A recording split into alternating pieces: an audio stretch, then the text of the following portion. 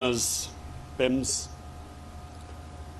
Dr. Nishirwan Barki, Dr. Faisal Sultan, Chairman Dr. Abid Malik, خواتین و حضرات، میں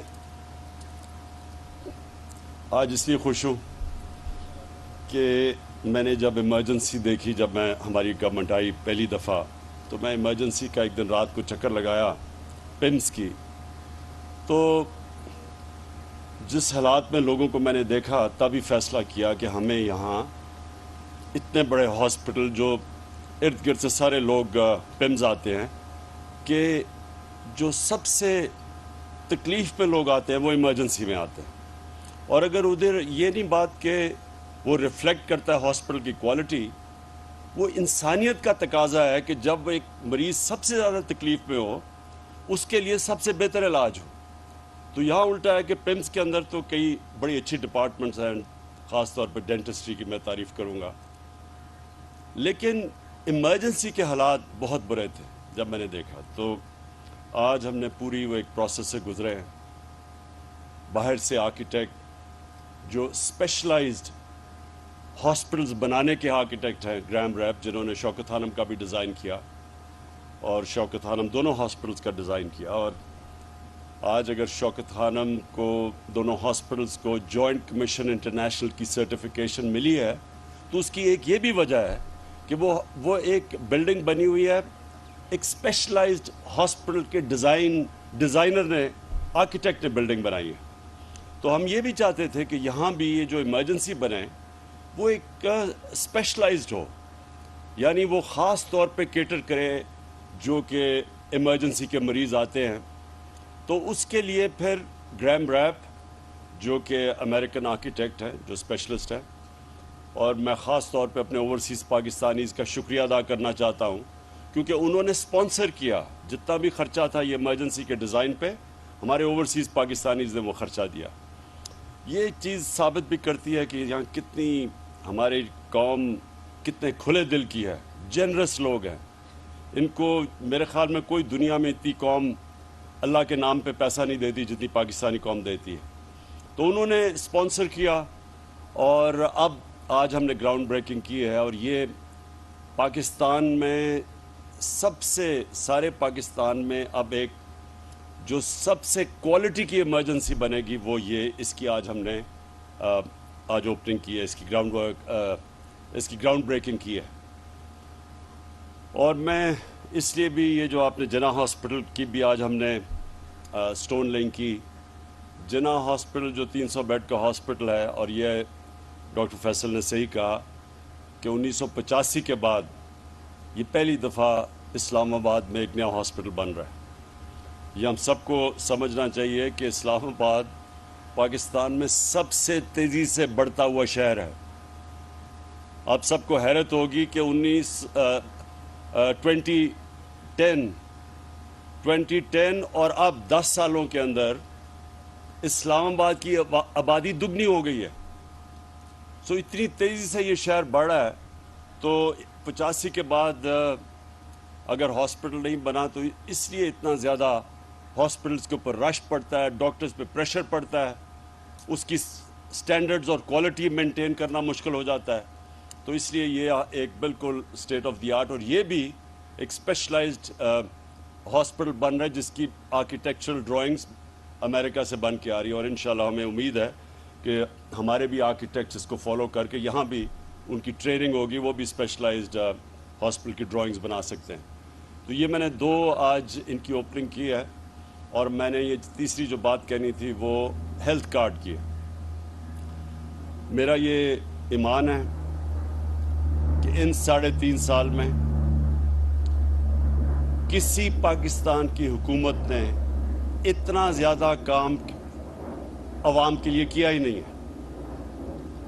ہیلتھ کارڈ جو ہے، health insurance, universal health insurance, سوائے سندھ کے، کیونکہ پروونشل گورنمنٹس پیسہ دیتی ہیں ہیلتھ کارڈ کی انشورنس کمپنی کو پریمیم دینے کا، تو یہ آپ کو پتہ ہونا چاہیے کہ یہ یونیورسل ہیلتھ کوریج ایڈوانسڈ ملکوں کے بھی اندر ایسی ملتی، پریمیم دینا پڑتا ہے آپ کو۔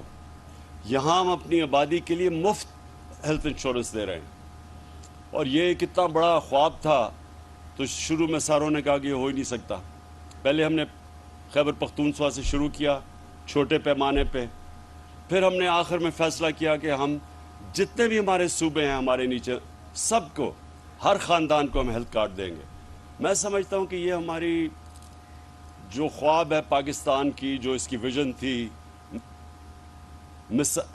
فلاحی ریاست، اسلامی فلاحی ریاست، یہ سب سے بڑا ہم نے قدم اٹھایا ہے اس راستے کے اوپر چڑھنے کا، کہ ایک انسانیت کا نظام ہو. ایک غریب خاندان جس کے گھر میں بیماری ہو اور پیسہ نہ ہو بچوں کا علاج کروانے کے لیے، ماں باپ کا علاج کروانے کے لیے. کتنے ہمارے ملک میں ایسے خاندان ہیں جن کو یہ فیصلہ کرنا پڑتا ہے کہ ہمارے پاس اگر پیسے نہیں تو ہم کیا کریں گے، قرضے لے لیتے ہیں لوگ. غربت کی لکیر سے خاندان نیچے چلے جاتے ہیں. ایک اپنے خاندان کے کسی فرد کا علاج کراتے کراتے وہ غربت کی لکیر کے نیچے چلے جاتے ہیں قرضے لے لے کے. تو یہ تب سے میں نے جب سے پولیٹکس میں آیا تھا میرا یہی خواب تھا کہ ایک دن ہمارے شہریوں کو ایک ایسا کارڈ ملے کہ وہ اس ہسپتال میں جا کے علاج کروا سکیں جو وہ خواب بھی نہیں دیکھ سکتے تھے، کہ پرائیویٹ ہاسپٹلز میں اپنا علاج کروا سکیں. اور مجھے اتنی خوشی ہوئی، مہینہ پہلے ڈاکٹرز ہاسپٹل کے ان کے جو اونر ہیں انہوں نے مجھے کال کیا اور مجھے مبارک دی کہ پہلی دفعہ ڈاکٹرز ہاسپٹل میں ایک مزدور کا ہارٹ کا آپریشن ہوا، جو وہ تصور بھی نہیں کر سکتا کہ اتنا ایک پرائیویٹ ہاسپٹل میں مہنگا ہوگا. تو یہ ہماری یہ ایک قدم ہے. اس سے ایک پورا ہیلتھ سسٹم بنے گا پاکستان میں، پرائیویٹ سیکٹر آئے گا، پبلک پرائیویٹ پارٹنرشپس ہوں گی اب ہاسپٹلز میں، ہیلتھ سسٹم میں، کیونکہ اتنا زیادہ ہم نے پیسہ دیا ہے ہیلتھ انشورنس میں. تو اب کوئی بھی غریب علاقے کے اندر پرائیویٹ سیکٹر جا کے ہاسپٹل کھول سکتا ہے، جو پہلے کبھی وہ نہیں، کیونکہ لوگوں کے پاس پیسہ نہیں تھا، پرائیویٹ سیکٹر نہیں جاتا تھا. اور گورنمنٹ ہاسپٹلز بھی مجھے افسوس سے کہنا پڑتا ہے کہ آپ دیہاتوں کے اندر جائیں، ڈسٹرکٹس میں جائیں، وہاں ڈاکٹرز نہیں ملتے. ڈاکٹرز بھی وہاں جانا پسند نہیں کرتے دور دراز علاقوں میں.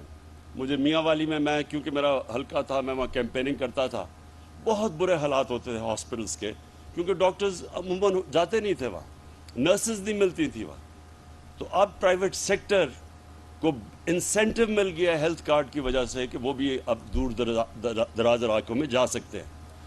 آخر میں صرف یہ کہنا چاہتا ہوں کہ مجھے بڑی خوشی ہے کہ ہر فیلڈ کے اندر، چاہے وہ اکنامکس ہو، چاہے ہیلتھ کیئر ہو، چاہے تعلیم ہو، کسی نے بھی نہیں پاکستان میں سوچا تھا کہ 70 سال کے بعد ایک حکومت کوشش کرے گی ایک تعلیمی نصاب لانے کے لیے، کیونکہ ہمارا ایک طبقاتی تعلیمی نظام بنا ہوا ہے.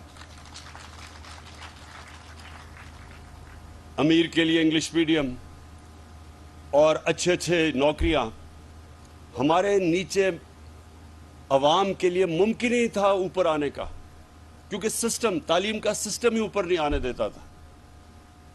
اور یہ پھر انگلش کی جو زبان ہے، یہ بجائے تعلیم سیکھنے کے لیے یہ کلاس ڈسٹنکشن بن گئی کہ انگریزی جو بولتا ہے وہ اوپر والی کلاس کا ہے، وہ بیچارے نیچے والی کلاس کے.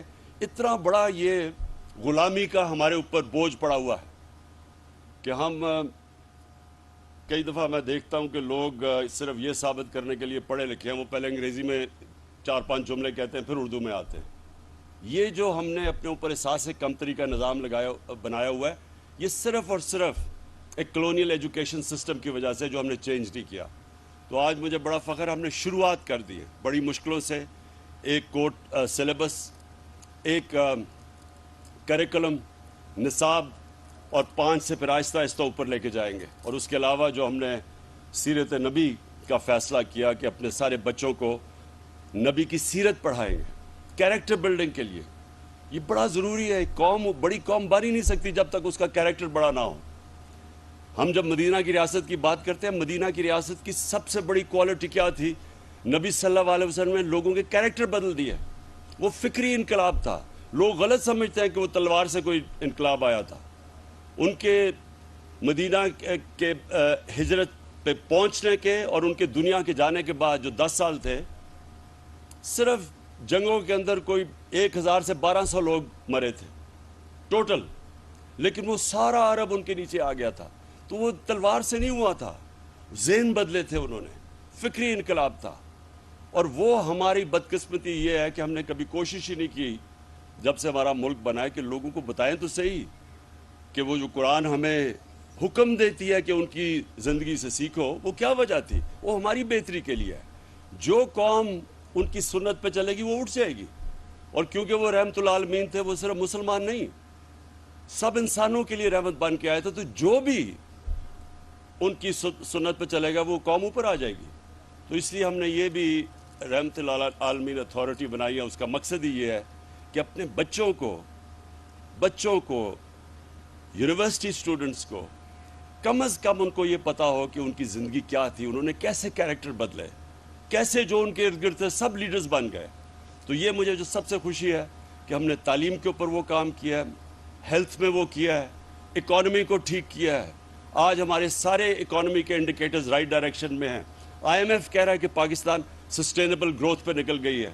ہم نے اپنے پیر پہ کھڑے ہونے کا جو سب سے ہمارا بڑا مسئلہ تھا کہ ہمارے خرچے زیادہ تھے، آمدنی کم تھی، ہم وہ پہلی گورنمنٹ آئی ہے جو اس طرف اب نکل گئی ہے کہ اپنی آمدنی اٹھاتی جا رہی ہے اور انشاءاللہ اپنے خرچے ملیں گے تاکہ ہمیں کسی کے سامنے غلامی نہ کرنی پڑے، ایک خوددار قوم بن کے ہم سامنے آئیں. تو آخر میں پھر سے آج بڑا خوش ہوں کہ یہ جو 2 انوگریشنز کیا میں پمز کے بورڈ کو خاص طور پہ کہنا چاہتا ہوں کہ آپ کی بہت بڑی ذمہ داری ہے. ہمارا جو گورنمنٹ سسٹم بن چکا ہے اس کے اندر میرٹ ختم ہو گئی ہے اور اس کے وہ اجازت دیتی ہے کرپشن کی. تو آپ کے اوپر ذمہ داری یہ ہے کہ آپ نے وہ سسٹمز لے کے آنے ہیں جو کہ پرائیویٹ سیکٹر کے اندر ہے.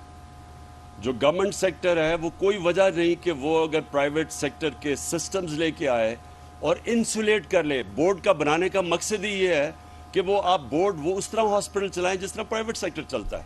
یعنی آپ میرٹ کے اوپر لوگوں کو لے کے آئیں، میرٹ کے اوپر انڈکشنز کریں. یہ جو بنا ہوا ہے جو سینئر ہے وہ اوپر آ جائے. اگر سینئر آپ کا بہترین چیف ایگزیکٹو نہیں بن سکتا تو جو بہترین ہے اس کو بننا چاہیے.